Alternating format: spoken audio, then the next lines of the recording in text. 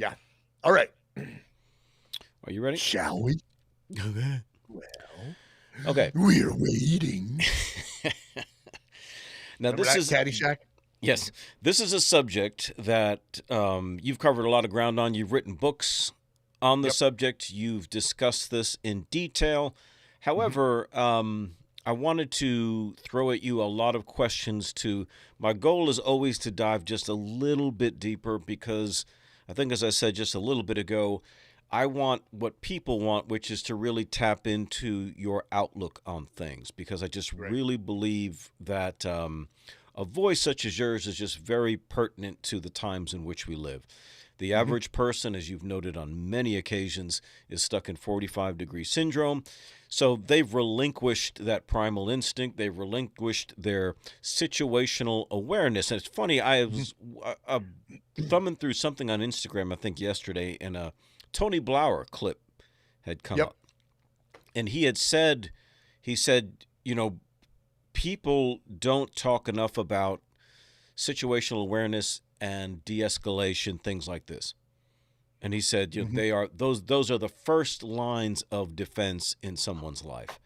And so, Yep. even though we're not covering necessarily in this discussion de-escalation, the most important thing, I think, the most important thing is for personal safety, personal defense, is situational awareness. I Hmm. find myself even at a stoplight. I'm looking at my rear view mirror. I'm Yep. checking on who's driving fast, who's coming, who's Good. not paying attention before I Hmm. go through a four-way stop. Again, and I don't know, you're probably going to have to say this repeatedly till the day that you die, Pat Mac. You're not Hmm. paranoid, Right. you're just prepared. Hmm. But like you said, I think it becomes something as habitual. And because it Right. becomes habitual, you find yourself being more creative or looking for more ways to be situationally aware. So that's the objective for the person who's listening to this maybe for the first time Hmm. is to grow in that situational awareness. So this is why I wanted to just dive a little bit deeper. And of course, we are here with the squad, so the squad can ask questions as well to help us dive even deeper. We just want the content. So Right on. let me start with: Let's rock and roll, bro. could you explain what situational awareness means in the context of personal security? Yeah. So good question, CJ. And I underlined personal security because I said, "What is that?" Number one. Hmm. What is personal security? Securing oneself. Why secure oneself? So you could, secure others. Right. Because as the agent in charge of your own executive protection detail, it is your duty and responsibility to secure yourself so you can secure others. Right. Not that they're incapable of doing it, but the thing is, what if, you're the primary, they're your PC, they're your precious cargo, Yeah. So like your family, for instance, or it could just be people you're with that are unrelated. Right. But somebody has to be the agent in charge of their own executive protection detail. Um, so a big one is, make sure that we avoid putting ourselves in a bad place. Just Right. make, it's the best way to get out of a bad situation. Don't get there in the first place. Right. Um, because it's not, like I said before, it's not so much the job of, let's say, my wife or my kids, as it is my job to be the sentinel. Right. So that's what I got out of that one when it comes to, personal security. I've got to make sure that my act is together, that I am not, um, out there flapping, that I've got my wits about me, that I'm paying attention to stuff. Yeah. That's my job. It's not their job necessarily. All right. Well, let me ask you this way, because Yep. you've probably noticed this as well online. You're seeing more and more footage of new things that bad guys, we'll call them that, are doing Hmm. in order to entrap people. Yep. Could be a vehicle blocking Yep. something. Could be the putting a baby stroller on the side of the road Hmm. to try and get Bait. women or something to Yep. stop. They're trying to bait them. Now, Hmm. when we say don't be in that bad place in the first place, we can all think, okay, I'm not going to go down to the south side downtown, right? I'm not going to go to Hmm. the known bad areas, so I'm good. But Right. have times changed, and is Hmm. it just better to always be in that mode anyway, even in places that you think are just safe? So, Hmm. for example, I'll be traveling to Texas here in about a month, right? Hmm. And usually we go out with our friends, and so we're at certain areas where a venue is open later. So you're there, like where we were Hmm. in Charlotte a Right. couple months ago, right? Yep. Okay, so technically you could consider that dangerous, Hmm. but in your case, you're like, well, I'm me, and I'm not so concerned about that. But for someone Hmm. else, you might advise against that. So personal security now, going into these situations, the context now is changing Yeah. because the threats are growing. The technology of criminality is expanding as much as the technology of anything is. Hmm. People have to keep in mind too. Once again, I'm going to say this again. I'm not paranoid, and not at all. I don't think that that doom and gloom is lurking around every corner. I just don't want to get caught with my pants down. I'm prepared. Right. Also, we don't live in a more dangerous time now than before. Uh, because and the reason we don't live in a more dangerous time now is because everybody's watching. There's eyes everywhere. There's cameras everywhere. Everybody's got a supercomputer in their hands and they're filming stuff. So the tactics remain the same, because what has changed is our ability to recognize bad stuff because we're devolving. We humans, Right. we're devolving. So that puts us more in danger now Okay. because we're getting dumber. We're not as visually acute. We're not seeing things as much. We're because we are a lot of times stuck in a 45-degree syndrome, and we have relinquished, primal defense mechanisms. We've relinquished them, so we're more susceptible, in my opinion, now to bad shit happening to us we're because we're complacent. We're fat, happy, flaccid, gelatinous button pushers stuck in Mhm. 45-degree syndrome. Right. So the attraction of the device and other things is even a greater distraction. So, but what you're saying, you're turning things on its head because, Mm-hmm. in one sense, you're saying, okay, the world is not more dangerous because it's Right. easier to catch criminals Right. because of the surveillance and Mm-hmm. all of that sort of stuff. So they have more at risk. However, what is happening is the devolving of people. Yep. So then they become easier targets. Yeah. So it doesn't necessarily have to be in a bad area per se. Mm-hmm. These sorts of things can happen at any time. But Mm-hmm. again, like I mentioned, what happens in traffic, Yep. situational awareness obviously extends to all of those things. I mean, isn't that Yeah. when you think about your kids starting to drive, Mm-hmm. that's the thing you think about the Right. most is will they be able to make decisions? Are they going to keep their eyes on things? And Mm-hmm. we said that years ago, long before phones were a part of the equation. I can only imagine now, Yep. when there's a device that a kid may want to be looking at while they're driving. So, Mm-hmm. the personal security that wherever your person is, let's keep it secure. Wherever you're Right. going, let's keep it secure. All right. What are some daily habits we can adopt to improve our situational awareness? Huh. Well, a big one is, avoid that 45-degree syndrome. Just understand, because we are susceptible to it. We're all carrying around the brain slug, right? Yeah, I like that term. That's a Futurama term. Hmm. The brain slug. Right. They were actually talking about brain slugs, but this is a freaking brain slug right here. That's right. Where everybody got dumb because they all Right. had these brain slugs attached to their head. Um, Another thing is, you position yourself so that you can uh, remain in a good yellow mode. And I'm talking about like Cooper's color code, right? For white, Right. zombie mode, red, fighting for your life. So you position yourself so you can remain more omni omnicognizant. Omnicognizant. Right. So those are easy ones right there. What are some daily habits that we can adopt? And there's several more, but I'll talk about them because they you kind of allude to that one again further on. But there's certain things, like I said, in the morning, for instance, when you walk out of your home in the morning, stopping at the threshold of your door and looking left and right. Don't just blindly walk out into your driveway. Now, these things, like you picking up information at a stoplight, you're just looking left and right. You're not your head isn't like on a swivel. You're not checking everything out, expecting danger to pop out of every car. The thing is, you're just a little more switched on.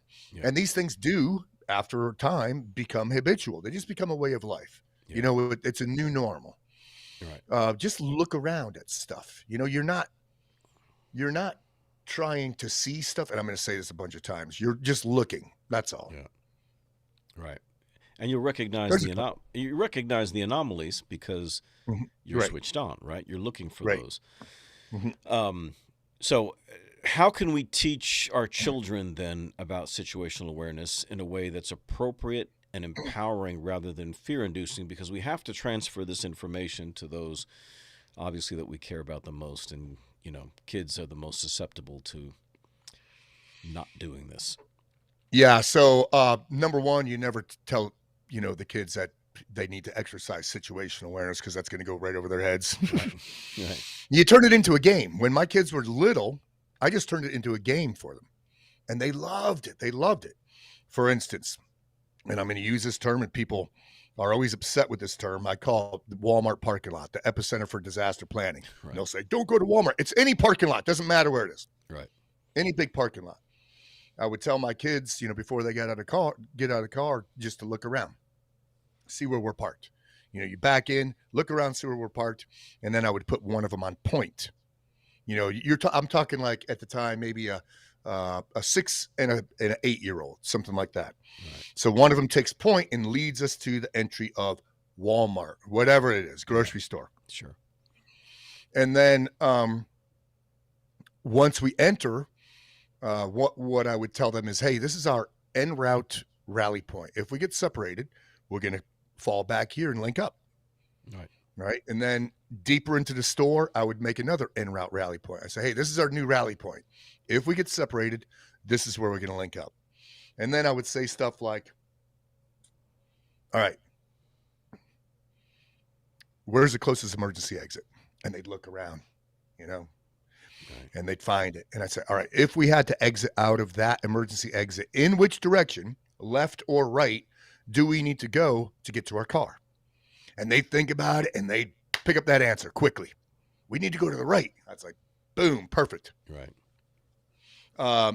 Another thing, as we're exiting, let's say we're paying, I would say, once we exited the store, hey, what was the cashier's name? Because they were wearing a name tag. Right. So now the next time they're looking at more stuff, because it's a game now. It's like a massive Kim's game. Right. When we're in the grocery store or whatever, they're just looking at stuff. They're picking up information, and they thought it was fun. They loved it. It was fun for them. So that's an easy one to do with kids, because it's fun. It doesn't need to be scary, but you want them to look around at stuff and not be, encased in this bubble of non-awareness. Yeah, it's pretty scary. Yep. What common mistakes do people make that diminish their situational awareness, and how can we avoid these? Zombie mode, bro. Number one.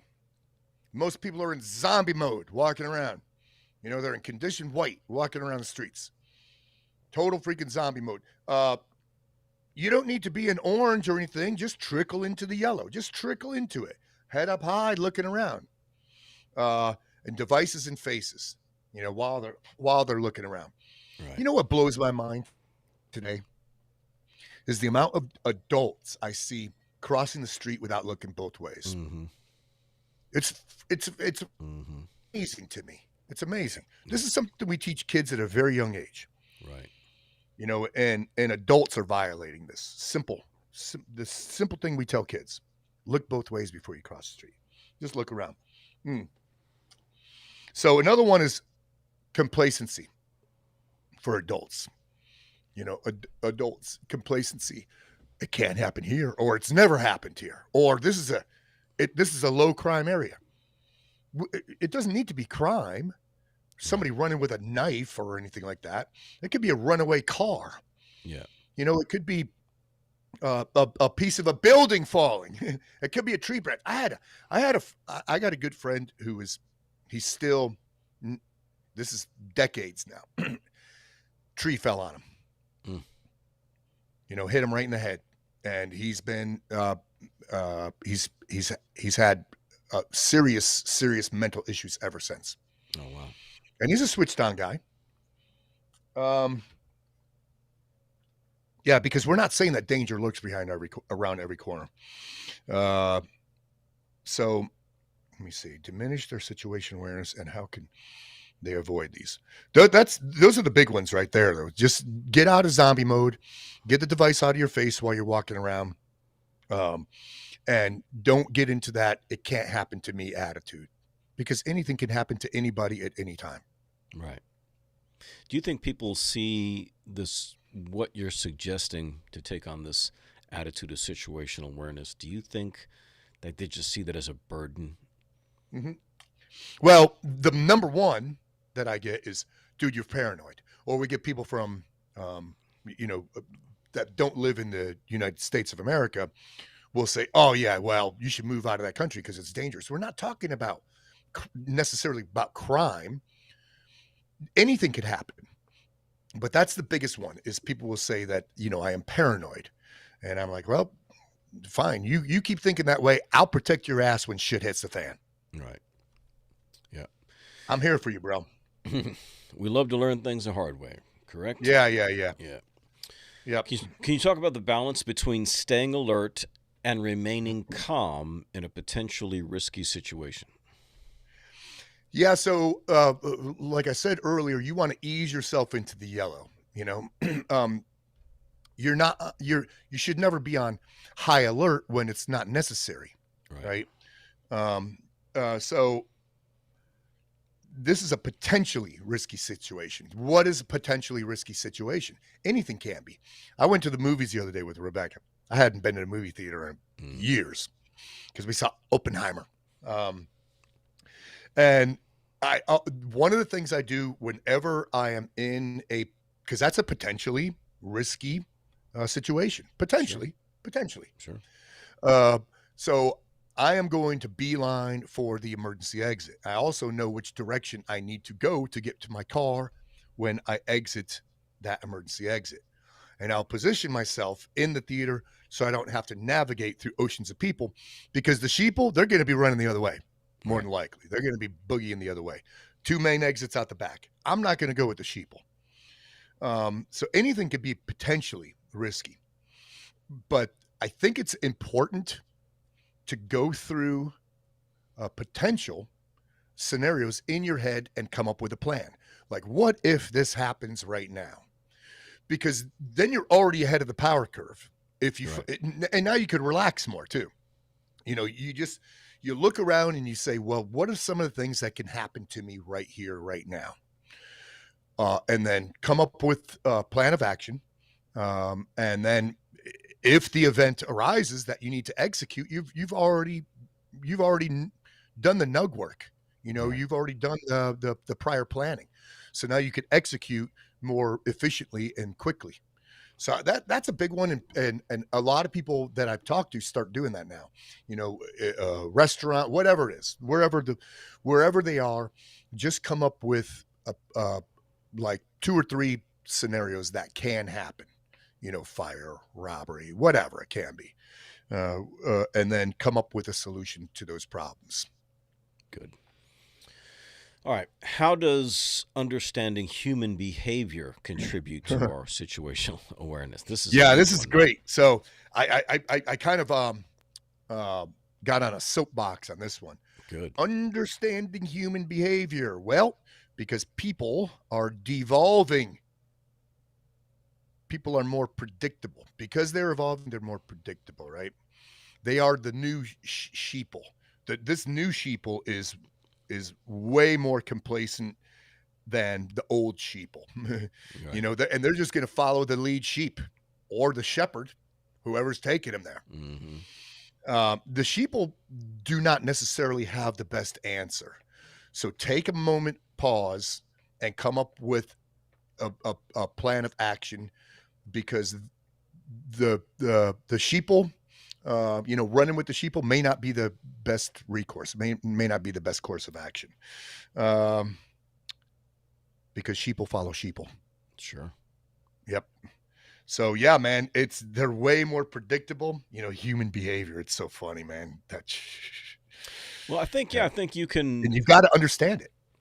Yeah, I think one Yeah. of the things I enjoy doing. There's one lady. She's great. She's just entertaining to listen to. But she's a um, body language interpreter, Mhm. right? So she Yep. analyzes, but she's a professional at it, right? Mhm. Legal and all that kind of stuff. Yep. So she'll go through just trending videos of like politicians saying this or celebrities saying that to see if they're lying or not. Right. Yeah. And so Yeah. she talks about things like portrayal and all of these different terms that they use to recognize certain behavior. But through watching them, you see how much gets communicated by body language. And Right. I think if you can understand maybe that there are current trends even in human behavior, Hmm. because they start to replicate because they see it in others. Like you're starting to see a lot of people raising hell in airports, right? Yep. Fighting in airports, fighting in Hmm. airplanes. Everybody says, well, when did this all start happening? Well, it happens once and then it just starts to replicate because people see it shared on social media. They start to replicate that kind of behavior, et cetera, et cetera. Hmm. So there's changes. Whereas, in our youth, even though it was just as or less dangerous as it was at any other time, there was still a basic decency with people, with Right. adults, right? There was a Mhm. decorum, there was a politeness, Absolutely. that sort Yep. of thing. We still had to say sir and ma'am and look people in the eye, and so we're miles away from that now. Hmm.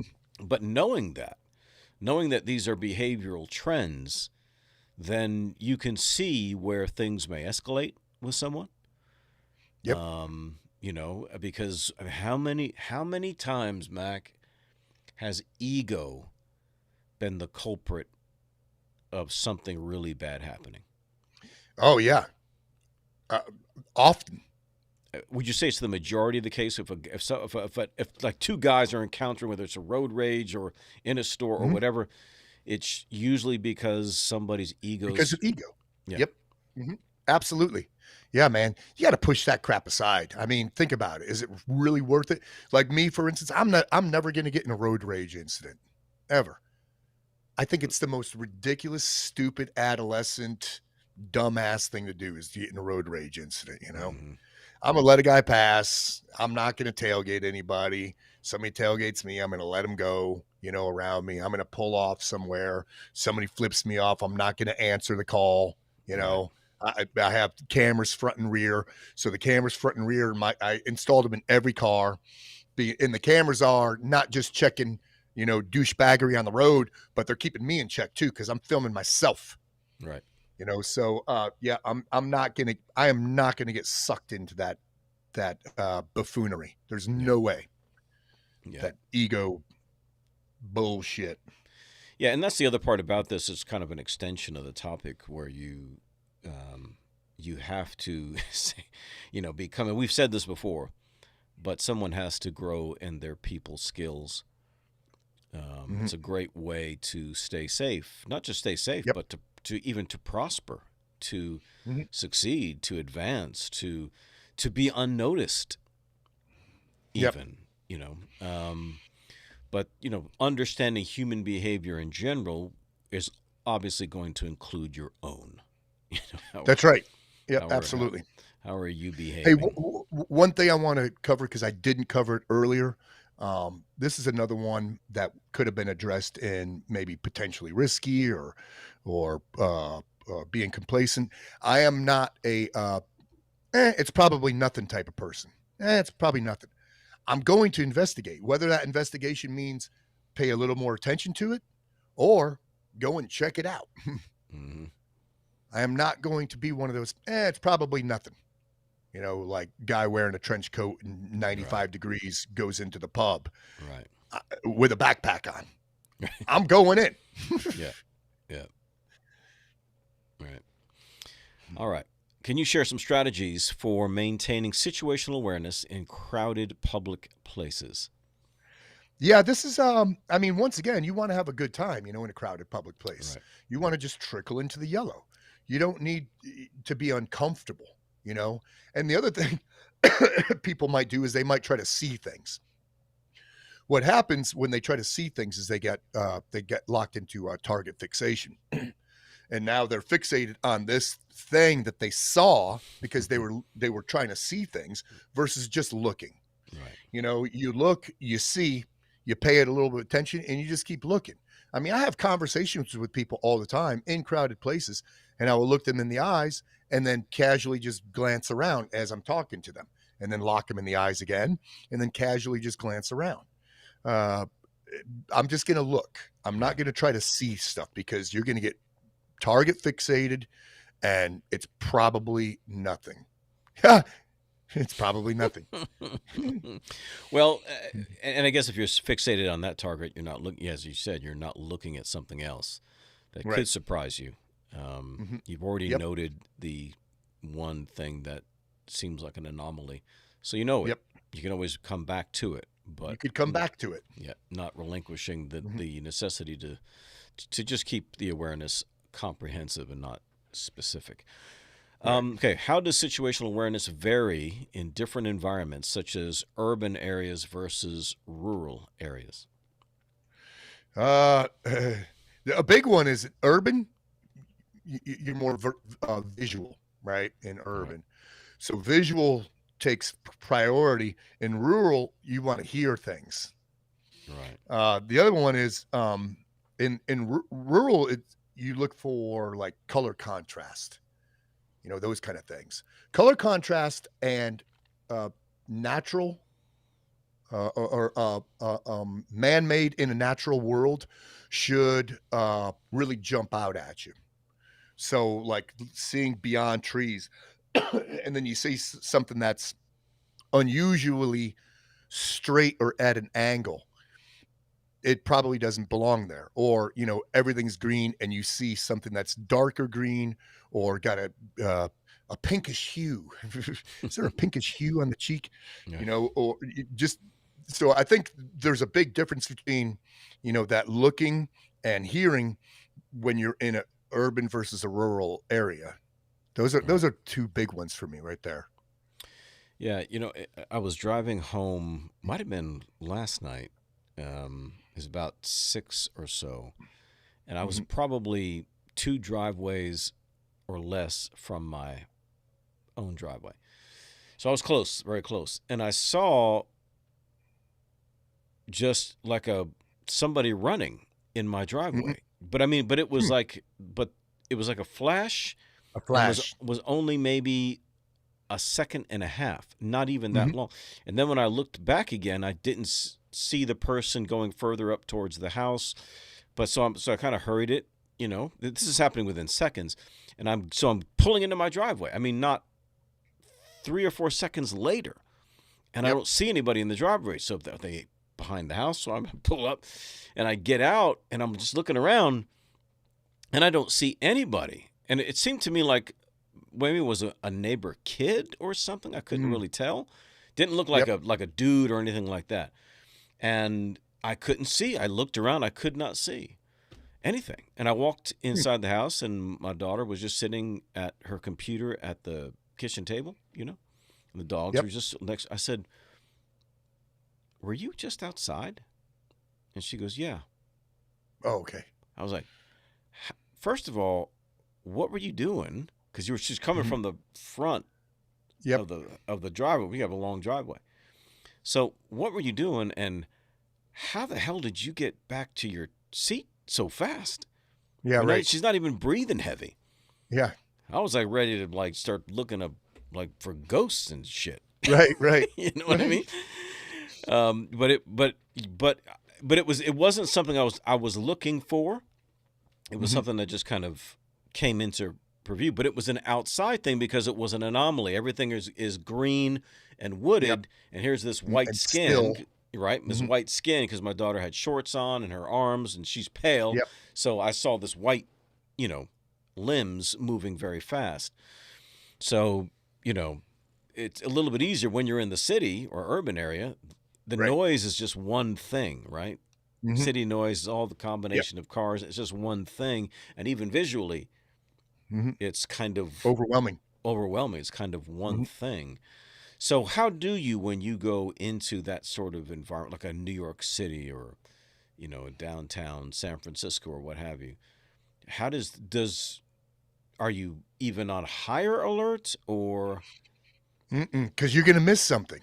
You want to be as relaxed as possible. You're going to miss stuff if you're in an area like that, and you anticipate, doom and gloom, or bad stuff happening, uh, likely bad stuff happening.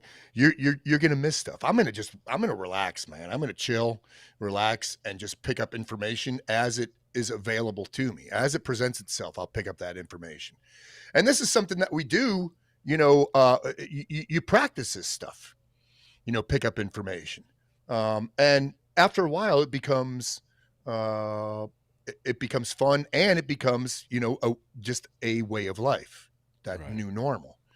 Uh, because there's a lot to pick up, there's a lot to see, and there's so much audio and visual going on that you can't discern one thing from another. Yeah. So you just pick up what you can as best as you can. Okay, so let's say you and Rebecca are walking down in a New York City street, right? Hmm. Summertime, it's busy. Yep. And you want to check something on your phone, Yep. address or whatever. Do you stop right there on the sidewalk? Do you move and put your back against the Yeah. Well, wall? this is a question for later too, but I'll answer it now. So yeah, uh, we can't avoid 100% of the time using our devices in an area like that. So of course, yeah, I always put my back to the building, and phone up eye level. That way, I could see everything around it. I've got good awareness around my phone. If I'm down, I've taken myself out of the fight. Right. If I can't my head down, I've taken myself out of the fight. So I'm going to back myself up to a building, and we're definitely, and Rebecca's really good at this. We're not going to be on our phones at the same time. If we need to check something like directions, and we Hmm. just did this, one of the times we went up to Charlotte, for Okay. instance, Right. we were looking for restaurants, and we were using Maps app, Right. because we went to one and it was closed. We said, well, let's just find another one. And so we used Maps app, and, backed myself up to a building. Found where we were going, and just navved from there. But just one of us had it out at a time. Right. Yeah, Yep. that's smart. I do that in grocery store too, because I take a picture of my grocery list that I put on the refrigerator. So I take a picture of it. Hmm. So when I'm in the store, I'll back myself up to something, hold the phone up, and check out the photo of the grocery list. I do it all the time. You're paranoid. Yep. At the Harris Teeter, man. Yep. Um, Well, you can't be Batman, small b, yeah, and help somebody else out if you're taking yourself out of the fight. that's I right. never want to relinquish an opportunity to be Batman. Small b Batman. Right. Small b. Small B. All right. Are there certain exercises or practices you recommend to improve our sensory perception and response times? See, now this is a tough one because we're all hardwired differently. You know what I mean? Yeah. And I actually looked that up. Sensory perception, improving Right. sensory perception, and a lot of it had to do with diet, uh, smoking, those kind of Right. things. Sensory perception. Um, but there are other ones that, like for instance, exercise. Ooh, For yes, for hearing, for smell and sound, exercise can improve your sensory perception. I didn't know that. on smell and sound. And then there's little. I've been a bird watcher all my life, and that'll definitely help with sensory perception when it comes to being visually aware, and then looking for things like color contrast, movement. Because you're looking for subtle movement. You're looking for subtle. You're listening for subtle sounds. So the bird watching for me really opened my eyes, pun intended, and helped me, and still helps me to this day, become very aware visually. Another one, and I've done this with the kids as well when they were younger, is play Kim's games, where you put a bunch of random objects on a butcher board, just the random junk drawer objects, and you like 20 of them, and you cover it up, you expose it for 30 seconds, have everybody look at it, you cover it back up, and a minute later have them write down what they picked up. Well, how much information can they pick up? And then you compare notes, and it's pretty fun too, seeing who gets the most out of those 20 items. And you're probably not going to get all 20 items. But if you get a bunch of them, then you could explain in detail, like the colors or the numbers, like if there was a watch, what time did the watch have on it, those kind of things. And over time, that type of awareness gets stronger because you train yourself to pick up more information quickly, which answers that, fine tune, or answers the, what was that? The, response times. Yep. Well, there's I remember as a kid, my dad one of the things that he would ride us on, well, two things. Number one, always be thinking ahead. Yep. Especially if you're helping someone, think of what they may need next, right? That sort of thing. Then the other thing was, hurry up, pick up the pace. You're dragging your feet, right? You're dragging your feet. And I think even to this day, I think I even did this today, where I start to slow down maybe a little bit in the day. Yep. And I'll literally speak to myself out loud. All right, pick it up. Pick up Come the on. pace. Let's go. Yep. You know what I mean? And it's one of the things that I'm trying to do as of late, and I'm doing writing something about the mind mastery, because this is where it's helping me. And I think this is a key to mastering anything, is the ability to, and this actually came through physical training. Because even though I'm not, like, for example, like a bodybuilder, right? But I could talk to somebody about the subject, because when people are looking for little hacks to their fitness or whatever, really it's not so much in a hack. You're not going to find that just the right bicep exercise that you've missed all your life that's going to do the trick for you, or something, like that. It really comes down to that mind-muscle connection, right? The continual sense of stress on that particular muscle. So that means, you got to work on your form. You got to learn how to do these things properly. But to really get the benefit out of anything, especially something like a bodybuilding, you would have had to have been working out for some time. Right. You can't just get started, because you're going to be doing things wrong. You're not feeling it. So, like, for example, somebody could take, like, you might have been watching videos where it says use heavier weight. Right. But somebody could use lighter weight and get better results just because they understand the time under tension. They understand, the mind-muscle connection, where they understand so much of the mechanics, and so they're now invested in every second of the process. So they're getting so much out of everything. So I wanted to apply that sort of thing to everything, whether it's reading or speaking or thinking, or as I go throughout the day. So I said, okay, I'm washing dishes. So I said to myself, okay, how can I get more intense about washing these dishes? Yep. You know what I mean? Because when you're not, you that's when you drop stuff, you slip, you're just moving, you're not paying attention. So I said, how can I make this better? How can I make this a more efficient process, and while picking up the pace? Right. So you're getting more and more invested in activities, in the things that you are doing. And I think all of that goes into things like response times. Yep. Because now you're just so cognizant. It's so funny. I do the same shit, you really? Man. Yep. How could I be more? When you said the dishes thing, I'm all about efficiency. You know, if Yeah. I'm cooking something and doing dishes, like, dude, even the direction, which side of the dishwasher am I going to stand on when I Exactly. open it up? You know, what am I going to unload first? Hmm. What is the most efficient way? Yeah. So, you know, I've got it, you know, I just know now I've got my system down, but I do everything like that, even setting up a workout. And sometimes I'll chastise myself. Hmm. I'll say, damn it, Mac, that was not the most efficient way of setting up this workout. Mm-mm. And that's Yep. not self-deprecation at Right. all. That's No, just I prefer to I talk to do the myself same thing. like that. I Yep. prefer to Yep. do that.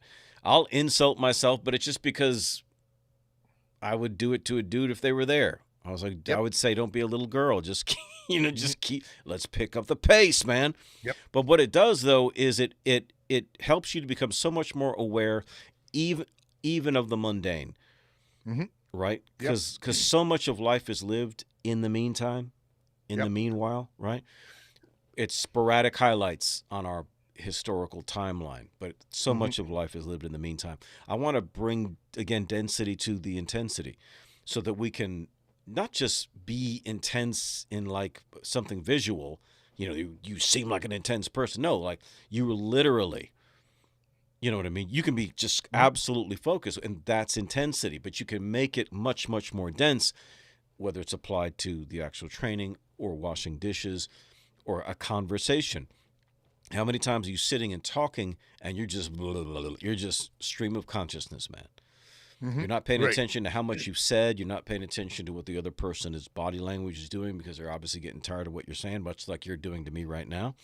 But that kind that kind of thing where you just become so much more intentional about your everyday activities, like Mac just said, making things more efficient even. Mhm. So everything improves, everything grows, but that then extends to other areas of life. It becomes habitual, as we keep saying.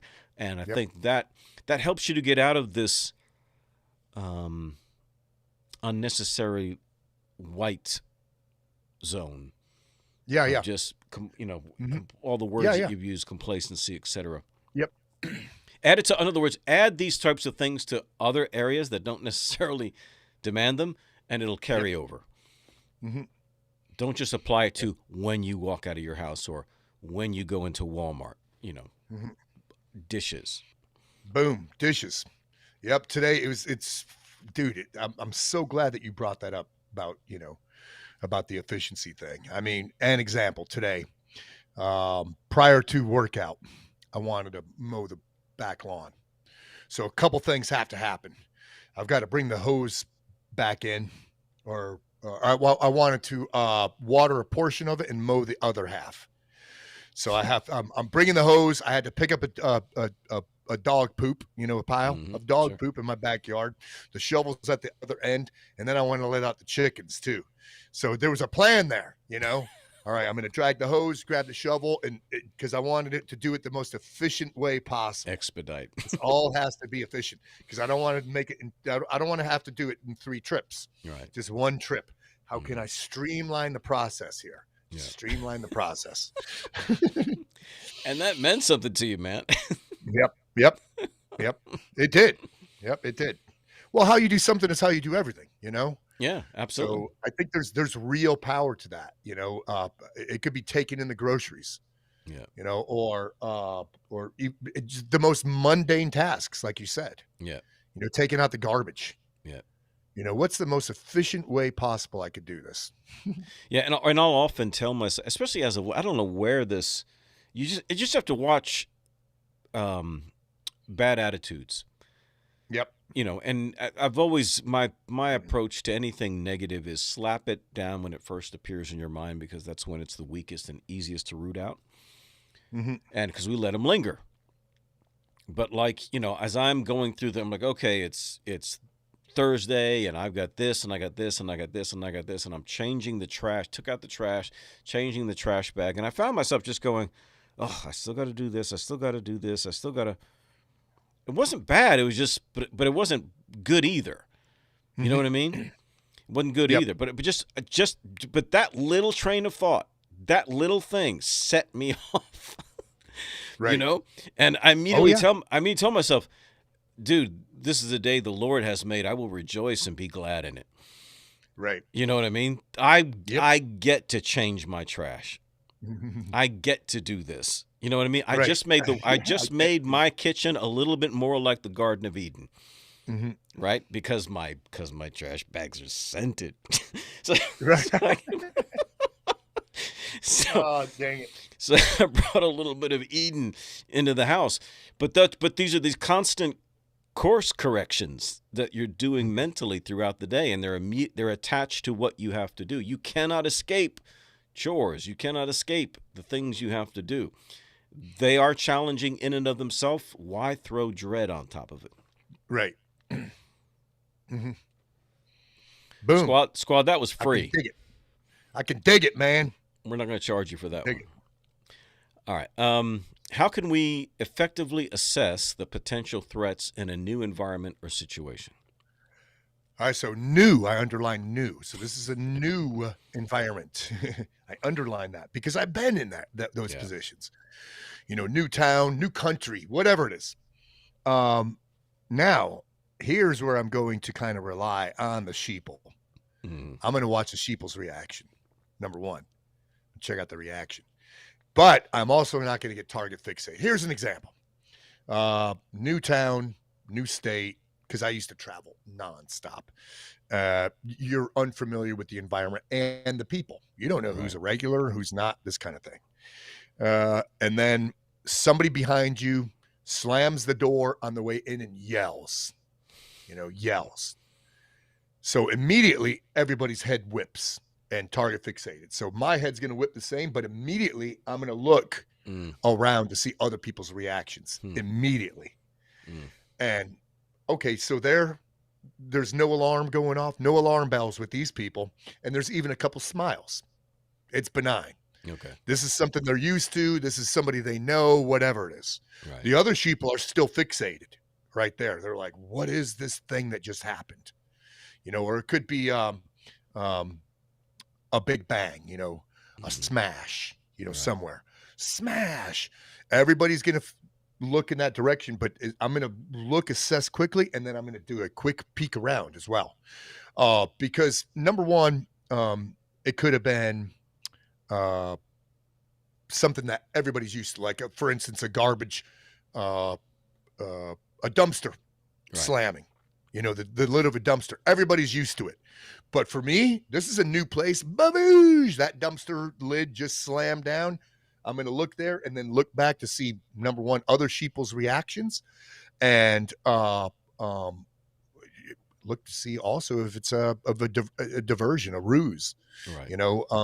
I'm gonna pay attention to the whole picture.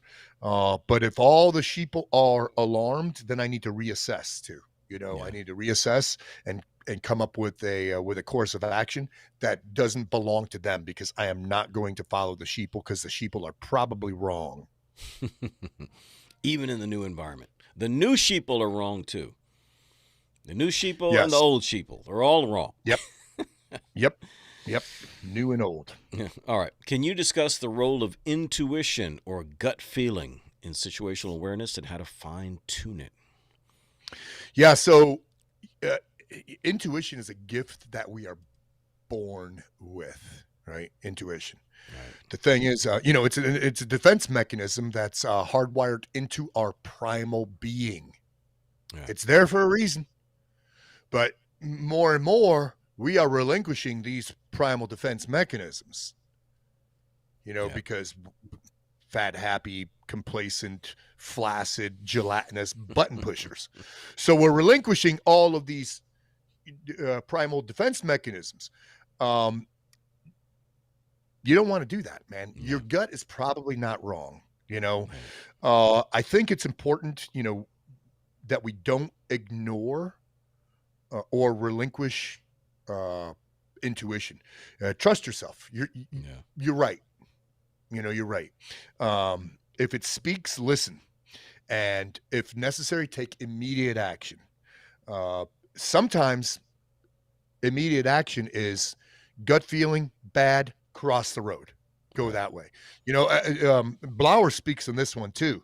He's done a study where he's interviewed tons of people who were attacked, who were victims of an attack. And to the person, every one of them, I forget what the study is, I'm paraphrasing here, said prior to it happening, they had a bad feeling. Mm. Every one of them. Prior to it happening, had a bad feeling. There's so many people that are victims of, like petty crime because they're walking down a sidewalk and they see two people approaching them.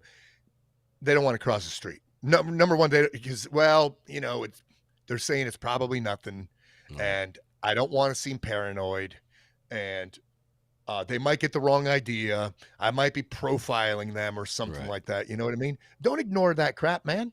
Your Hmm. gut's right. It's Right. right. Yep.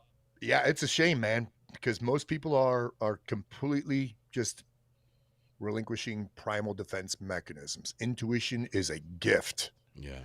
Don't shit can it. Mm-mm.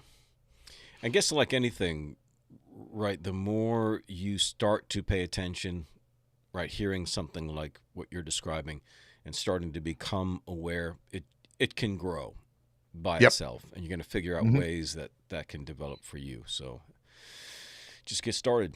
Um, Yep. okay, how can we ensure that we don't let distractions like our phones reduce our situational awareness? Put it away. Well, we talked about this somewhat, right? Right. So it's a necessity. Let's say you have to use your phone. You got a text, a call, back yourself up to a building, hold it up high, and just look around. And you will not look paranoid. You just look like don't look like everybody else, Right. but you're not going to look like you're paranoid.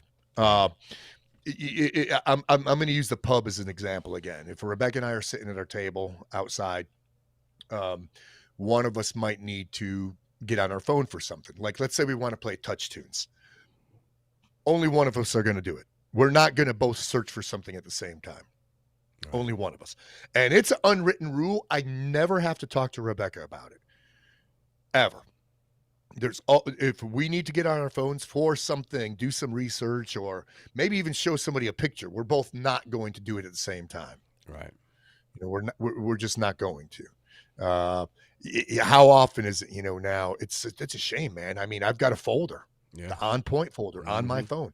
How many photos are on that? I still add to it all the time. Do you really? I call it On Point, and it's people out and about in groups, all on their phones or devices, Mm. all of them. And there'll be families out to dinner, a family of 4 or 5, every single one of them, the parents, 3 kids, all on their devices. Wow. Uh, or walking down the sidewalk, husband and wife, both in 45-degree syndrome, looking down, and they've got 2 small kids in tow. Mm. What the hell good are you? Mm-mm. You're no good to anybody. So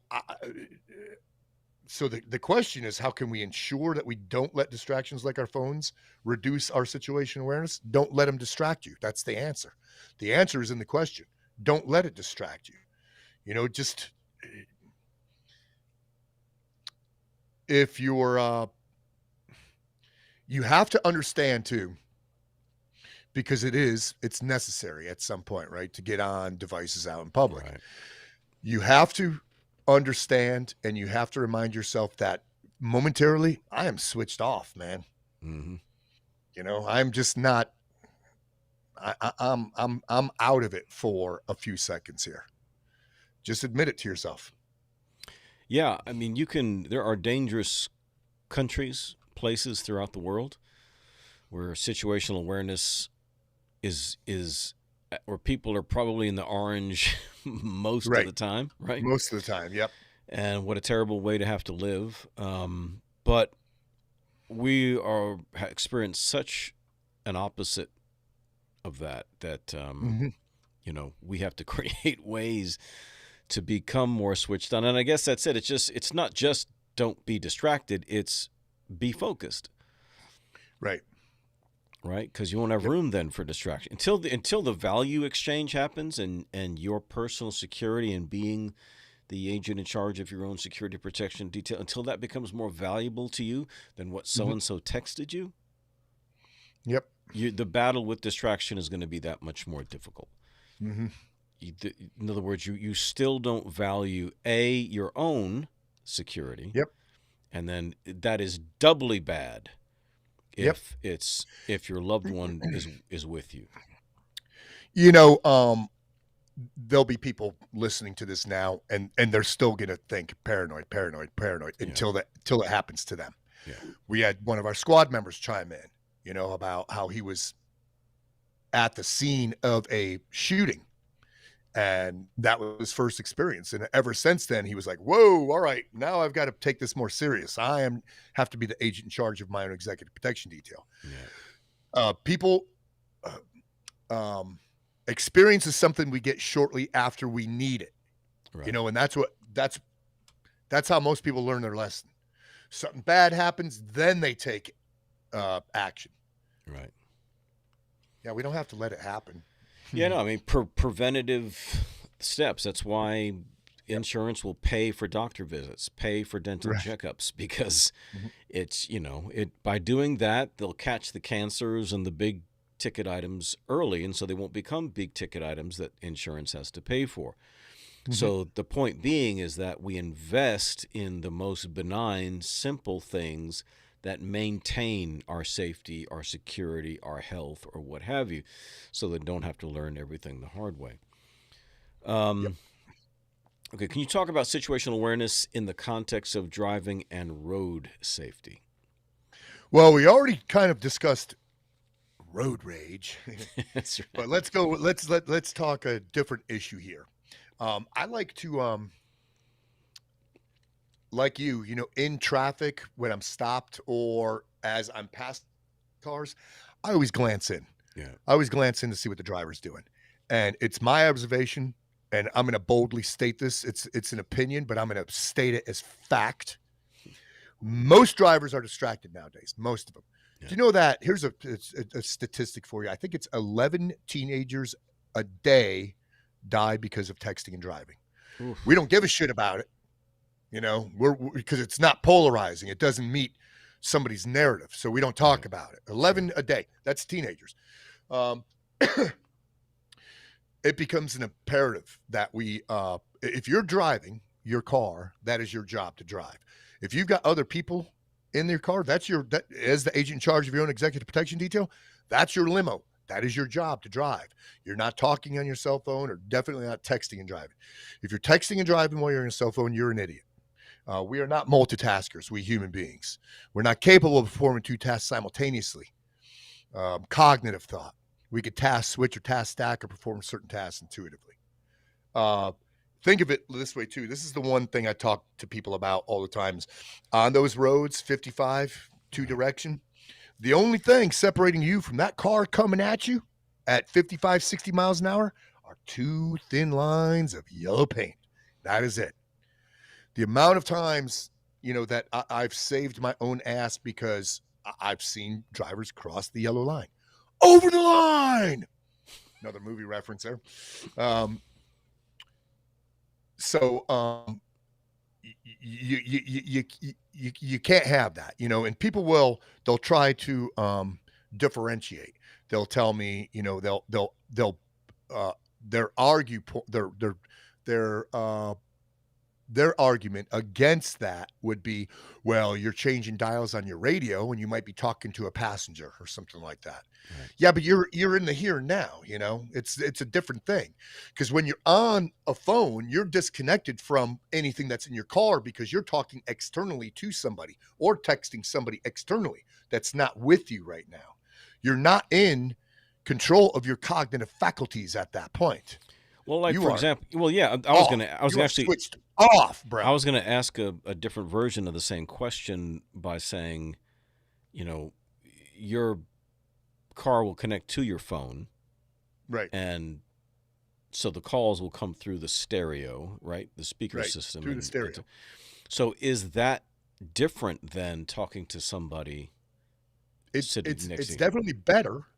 It's better, So in other words, when you're hands free, right? holding When you're the hands free, object because is the big right, difference. but now you're in the here and now. That's a part of your vehicle now. It's part Right. of your space. And it can potentially cut down on hazards because you're not as distracted. I'm still not a fan of any when I'm driving. Dude, you see me drive. I'm like 10 and 2, man. Hmm. If I have Right. somebody else in the car, I mean, I'm 10 and 2 and I am focused on the road. I'm looking at every car coming at me, every single one. And that's another thing that becomes habitual, becomes a way of life. I'm looking at every car that's coming at me. And I'm also, this is also force of habit. I'm also looking to see if there's a potential out on the other side. If this guy crosses the yellow line, can I avoid or evade this potential disaster by making a beeline for the tree line? Right. Just going off the road and driving through a fence or some hedgerows instead of the other option, head-on collision. Yeah. It's a habit for me, and it doesn't take that much work. No. It really doesn't take that much work. You do it. It's just like any skill, right? You think about it until you don't have to think about it. Yeah. You know, it's funny because I find myself doing more things like that just because of knowing you. Right. So, Yep. I think it was just happened the other day, just with a truck was just kind of weaving or whatever, and then I just said, well, what if he was to go across Right. here? Okay, what are my options? How do I avoid? Do I turn? So if I see him coming, do I turn into, you know, where he's coming from, or do I? Because Mhm. the temptation is to try and go. You'll end up hitting him. You'll try to go, Yep. to the side as to the passenger side as opposed to the driver's side direction where he's turning away from. But because you have the danger of oncoming traffic coming, the other way, how do I avoid him? Now, that Yep. situation didn't happen, but that scenario started to play out in my Right. You've mind already built the scenario in your head. just by itself. In other words, I Yep. didn't. It just because, and that's just from again hanging around somebody like you, where Yep. this is constantly a topic It of just becomes a way discussion. of life. And then, Rebecca and I will also car in front of us, 45 speed limit, going 35 and swerving. The guy isn't drunk. He's freaking texting and driving Yeah, because he's at 35. Then he's going to go up to 50, then bound to 30, then up to 45, and just into the yellow line, back into the center, into the shoulder, back into the center. And then we'll see him. We'll see the phone up and it's like, yep, he was yeah, freaking texting and driving. yeah. Yeah, or checking his Facebook status or some freaking happy horse shit. Mm, Stop the happy horse shit. Okay. yep. Um. Okay. We already talked about the how can we employ situational awareness techniques while maintaining respect and avoiding profiling or bias. Let me see. Can we avoid situational takes maintaining respect and avoiding profiling? Once again, so uh, Oh wait, I skipped one. nope. Yeah. It's all right. So don't look, but see. Right. That's a big one. And you got to remember that you are the agent in charge of your own executive protection detail, but you're not a Secret Service agent, bro. You Right. don't have to freaking, um, be in the orange. You're just barely in the yellow. Sometimes you've got to risk hurting somebody's feelings. Here's an easy way to get out of it. Let's say ATM. So your back is exposed, right? So your back's exposed, you've got nobody watching your back, and there's somebody behind you. Right. It's more than likely just benign, but I'm not going to say, it's probably nothing. I mean, this guy's a little close. I'm going to turn and look and maybe say, hey, how's it going? Something like that. Just disarm it. Right. Just as easy as that. Or you could do a stupid joke and say, well, I hope I have some money in here. Something like, whatever it is. Right. All right. Going back to number 14, how Yep. does being in a group affect our situational awareness, and what can we do to ensure collective awareness? Well, so affect, I circled, how does it affect? Because that could be a positive or negative. It could positively affect it or negatively affect it, right? Right. Our collective situational awareness. Me, personally, it doesn't affect me at all. It is good though if I'm in a crowd and I have another one of me around. Right. Sure. I'm like, all right, good. I don't have to be on point. I don't have to. I'm not necessarily the agent in charge right now. I've got somebody else who's also just checking stuff out. He's looking. Sure. He's not trying to, see things. So I don't have any advice for like a group of sheeple because they're just going to do their own thing, man. They're just going to Sure. all be on their cell phones, and completely switched off. Nothing could happen to me. Meanwhile, a freaking, a, a car careens into the uh over the curb and into the shrubbery. Right. That's happened. That's happened to me at the pub too. Car back up, and I saw it coming. I was like, "Hey, this is potentially bad." Hmm. Car backs up, boom, right into the fence where we sit there at the pub. Yeah. I mean, it was years ago, and smashed the whole thing over. They were, drunk, but I saw it before it happened. Nobody else did. Man. Okay, can you share some specific examples where improved situational awareness can prevent potential dangers or threats? So let's go back to the Walmart parking lot, right? The epicenter for disaster planning. Once again, people, this could be any parking lot. Back in, and I always take a moment to pause, man. I just look around before I get out of the car into vehicles. And you'd be surprised at how many times you see somebody looking back at you. And 99% of the time it's benign. You Right. know, it's an old man waiting for his wife to get his prescription meds from the pharmacy. But in the event you do catch a would-be scumbag, when you lock eyes with him, you've relinquished that dude's ability to attack because you've taken the element of surprise from him. Right. It's gone. And predator, human, just like predator, wild, needs the element of surprise to conduct an effective attack. Another one is, for instance, don't get carjacked at a gas station. First off, if your car gas tank is on the opposite side of the driver's side, which I don't know why they build cars like that. Right. Shut that door and take your keys out of it. Yeah. And then that's another place. When I'm pumping gas and I'm looking around. Yeah. I'm just standing up waiting for it to fill up.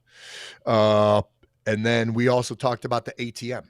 So those are three good examples of how that awareness can prevent potential dangers or threats. There's three of them right there. Boom. What's the connection between stress management and situational awareness, and how can we maintain alertness under pressure? Hold on, I'm looking for the page there. Was this on my page? Urban C. What is the? I didn't get the memo on that one. How many questions you got? Total. That was the second to last one right there. So there's one more after that one. 18 total. Oh, see, I only have 16. Well. Sorry, bro. Yeah. All right. I didn't do my homework on that one. Okay, well, let's just talk about them real quick. So, stress management and situational. In other words, maintaining alertness under pressure. I mean, we don't want to get things to the place to where people feel like they have to do exercises to do that. I think it goes back to what we kind of said earlier. It's introducing these things into the mundane. You just have to get stronger, I think, overall, as a person. So, in other words, if I see if you snap at your wife a lot or at your kids, you're not good under pressure. Correct. Right. So don't even worry about that. So you may have bought your 7th Glock at this point. And you got issues. And you've taken everybody's course and you watch gun and firearms training videos all the time. But if you still bark at your kids over dumb things, you're a problem. Yep. Period. And you're part of the problem, not part of the solution. Yeah, so we don't need to put a firearm in your hand. No, because definitely not. you Yep. may go off. So if you find yourself yelling at people on the road, not Mhm. just playful, I mean, we all do that, Yep. but I mean like where you really your temperature changes, you really have an emotional switch, or it happens to you online. Somebody says something too snarky and it sets you off. If you are easily triggered in anything in life, then yeah, you and pressure have got to work on your relationship. Yeah, you really got to learn uh, to not give a shit. Yeah. Yep. That's freaking huge, man. Yep. Yeah, Yeah, because what you're no good to anybody if you can't handle the pressure. right. Right. And again, I understand that we're saying these things when things are nice and calm, the pressure Right. could be turned up, and we'll see what comes out, right? Mhm. But just to be the way to be proactive, I think, in a lot of this stuff is to just introduce these things. Look for the lower register version of this in your life. How are you treating Mhm. your kids, your wife? How you're talking to people at work? Your animals. Do you're getting frustrated a lot? Do things set you off a lot? Those are all indications that once the heat gets turned up, you're probably not going to perform your best. Now, because what happens is you start seeing things through a straw, you know, Yeah. just there's no peripheral vision, so there's no clarity of thought. Right. Uh, uh, you become myopic. You know, you can't see the forest through the trees, kind of thing. Right. And if you're one of those people, well, you just have issues, man. That's going to take time. Yeah. That's not going to iron itself out overnight. No.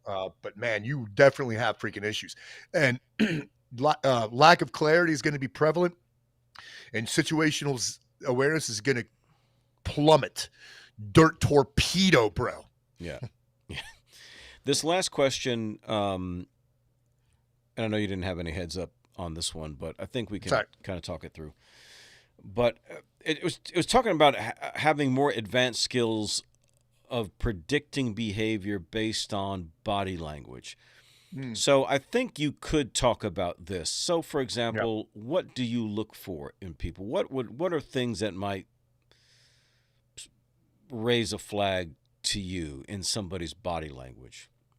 Well, one of them is because I am looking. I'm also looking for other people looking. That's a big one.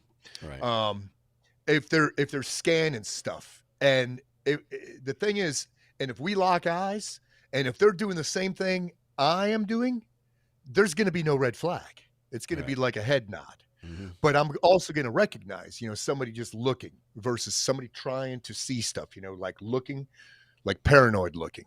That's Right. a big one, man. The paranoid type of looking, where they're scanning everything and there's no rhyme or reason to it. It's not systematic. It's all over the map. That's a big one. I also Rebecca and I both do this. We scan uh not just body language, but printing. What is this guy carrying on him? Yeah. What does he have in his possession? Um, and then you also want to look for aggressive posturing, aggressive behavior. Those are big red flags, especially if there's crowd, if there's ego involved, if there's alcohol involved, those kind of things. That's why I don't go like to the pub after a certain hour. I Yeah. stay out of that because once again, the best way to get out of a bad situation, don't get there in the first place. And I call it amateur hour. I don't go anywhere where there's a potential amateur hour. Like I'm not a New Year's Eve type of partier because that's amateur hour, man. That's all just potential for ass clownery, buffoonery, dick measuring contest, all that shit. And I do not want to be involved with it at all. Let's say somebody is young guy. Yep. Okay. He's walking around with his hands in his pockets. Mhm. Does that seem strange to you? No, not necessarily. I mean, I will, uh, pinpoint it. I'll cue in on it, and then give it some thought, and then after, because I don't want to get target fixated there, Right. look at other stuff and then see what he's fumbling around for, or what may. Yeah, and But you got to read the person too. Is he doing the thing? Is he looking around at stuff, or maybe he is target fixated at one thing, because that could be a red flag too. If he's got target fixation and hands are in the pockets, you know, uh, that one there, the situation's going to have to dictate. I yeah, would need to so see it. well, like imagine it. Well, think about it this way. Because they're an unsophisticated perp, let's just say. Mhm. Right. That, in other words, they are trying to look benign, but trying too hard to look benign. Mhm. So if I put my hands Yep. in my pockets and just kind of look at the candy on the shelf, and Yeah. nobody's going to Right. suspect that I'm about Mhm. to grab that lady's purse in the next eye. You know what I mean? Yep. So they're trying to look Now, benign. now that comes with training, recognizing demeanor out of whack. Yeah. That comes with training, and like for me, it was part of my job for years during the Cold War when I was working in Berlin. Looking for that out of whack demeanor, and man, it is painfully obvious when somebody's demeanor is out of whack, when they're in a place that they shouldn't be, or in a situation where they shouldn't be, or if they've got a scheme of maneuver that has bad intent written all over it. Right. Right. That's good, man. Again, you've talked about these things till you're blue in the face, but Mhm. I just, No, it's fine. It's fine. I don't mind at all. And then James Hall asked about the Slayer concert incident. right. He said, "Can you talk about the line between not giving a shit and flipping that switch?" So here's a big thing. I don't flip the switch. I let them flip it for me on that. Now, anytime I'm in a potential situation where there can be fisticuffs involved, where somebody is posturing, um, I, I always I have the same MO, and I'm not going to discuss it necessarily here because it's a good MO and it's mine. It belongs to me. Mm, But it's going to be unassuming, non-aggressive posture, but I'm ready. But I put myself into a situation and a frame of mind that says if he closes the gap on me, I am going to act, and it's going to be immediate action, which means action right freaking now, not 5 minutes from now. It's going to be right now. It's going to happen, but I need to let him close the gap on me. So in that case, it works almost every time because um, somebody like that, an ass clown who is looking for trouble, doesn't have the sense of awareness about him that is going to um, deduce whether or not this is a bad idea. yeah. Right. He's just going to keep going with it, and I've been in a lot of those incidences where I've had to intervene, and a lot of them are defused, but several of them weren't defused. And in that case, this guy was looking for trouble. I was in first class seats at the Lamb of God and Slayer concert, and he kept coming down into the aisle and messing with the security guard. And but I didn't get target fixated. My first course of action is I looked left and right at other people. Were they alarmed too? Am I the only one who gives a shit? Or do I have assets as well? And sure as shit, I had assets there. Because I'm gonna need those assets if I take action on this guy. And I said, "Hey, bro, give this guy a break. Back up." And he did. And then he came back down again. And I got physical with him where I just put my hand on his chest and pushed him back. I said, "Hey, don't freaking mess with him." And I pushed him back with authority. Um, but it was time to do it. It was time because this happened over and over and over again with several warnings. Nobody was doing anything. And then I looked also prior to doing, I looked left and right, and I had those assets. They were ready as well. So I pushed him back, And then I went into my non-aggressive posture and I gave him a warning. I said, nope, you don't want any part of this. And he closed the gap and boom, knocked him out. And then a fight ensued. Then I had to break up the fight that I sort of started. That's what happens, people, when you're paranoid. That's what paranoid people run into these situations. Yeah, no, but hey, he got to know Randy Blythe through that. That's right. I got to know Randy Blythe through that. Yep. Yeah. Through that whole incident, which is pretty cool. That's right. Yep. That's right. Yeah, this is good, man. It was good, productive time here. Yeah. Yep. I love these when you send these to me, CJ. These are good.